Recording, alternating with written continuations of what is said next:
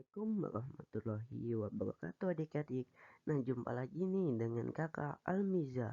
Nah, di sini Kakak akan memberikan materi kepada adik-adik mengenai teori belajar behavioristik. Nah, di sini kita akan mempelajari pengertian behavioristik, prinsip behavioristik, dan macam-macam behavioristik. Nah, yang pertama kita akan ke pengertiannya. Nah, teori belajar behavioristik adalah teori yang menganggap keberhasilan belajar berasal dari perubahan tingkah laku dan pengalaman.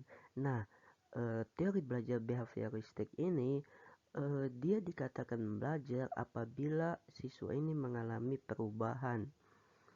Contohnya saat guru memberikan tugas. Nah, memberikan tugas dan siswa ini mengerjakan, dan setelah gurunya ini memberikan tugas lagi, siswa ini jadi semangat, maka dia akan dikatakan sebagai perubahan tingkah laku. Tetapi jika siswanya saat ditambahkan tugas lagi jadi malas, marah, atau tidak mau mengerjakan, maka itu tidak dapat dikatakan sebagai teori belajar behavioristik. Nah, selanjutnya itu prinsip dari behavioristik. Nah, yang pertama itu teori ini beranggapan bahwa yang dinamakan belajar adalah perubahan tingkah laku. Nah, contohnya seperti tadi adik-adik. Nah, yang kedua yaitu teori ini beranggapan bahwa yang terpenting dalam belajar adalah adanya stimulus. Nah, stimulus ini adalah rangsangan. Ini sering ditujukan kepada gurunya, dan respon adalah tanggapan. Nah, ini sering ditujukan kepada siswanya, sebab inilah yang dapat diamati. Nah, reinforcement, nah yakni apa saja yang dapat menguatkan timbulnya respon merupakan faktor penting dalam belajar. Nah, apabila respon ini atau siswa ini sangat bertingkat atau bagus, maka faktor belajarnya juga akan meningkat, atau reinforcementnya akan meningkat, seperti itu ya.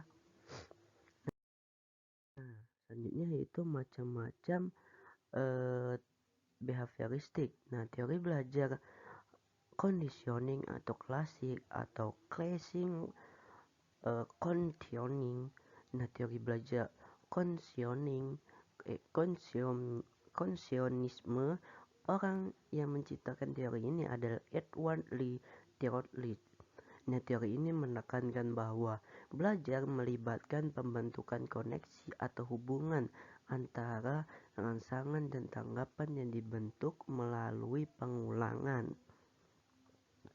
Nah, selanjutnya ada teori belajar John Burt-Wilson.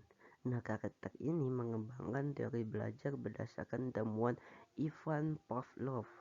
Nah, menurut teori kondisionalnya, ia percaya bahwa belajar adalah proses perubahan yang terjadi karena kondisi atau conditioning. Nah, kemudian menimbulkan reaksi. Nah, selanjutnya yaitu ada teori belajar Edwin Reichertz. Nah, Edwin Reichertz adalah salah satu pendiri teori pengkondisian. Nah, terkait. Nah, teori ini menunjukkan bahwa peristiwa belajar terjadi karena kombinasi rangsangan yang kontraks dengan gerakan yang cenderung mengikuti gerakan yang sama pada waktu berikutnya. Nah, segitu aja materi yang dapat kakak sampaikan. Semoga materi yang kakak sampaikan ini bermanfaat untuk adik-adik semua. Oke, see you next time. Dadah, bye-bye.